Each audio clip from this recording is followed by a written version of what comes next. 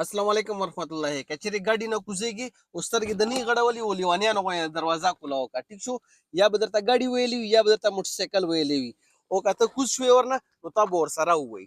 پوه شوې طریقه څه پکار دی چې ته کله هم ګاډي نه کوزيږي نو ته به اټولو نه پهله شیشې کې سترګې وغړی چې د روډ څه حالات دي یا سړ ته لګي سترګې وغړوه. هغه د بعد آرام سره دروازه دوره کولاو کا چې ته ورنه کوزیدای شې دا نه چې ټوله دروازه کولاو کې ټیک شولو. هغه نه علاوه که چېرې ته چېرته سیټ کې ناست یې نو بیا ته ډرایور نه هیلپ واخله یو پرې چې شیشې کې لږې سترګې وغړوه او خدای خپله عقل در کړی دی پوه شوې. نو داسې سترګې وغړوه د څټ ته شیشې کې سترګې وغړوه هغه د بعد لږ دروازه کولاو کا اور آرام سره ګاډي نه کوز شه. که چېرې ګاډي کې داسې ماشومان دي نو دا چایلډ لاک بټن دی صحیح شو بیا دا آن کا ټیک شولو.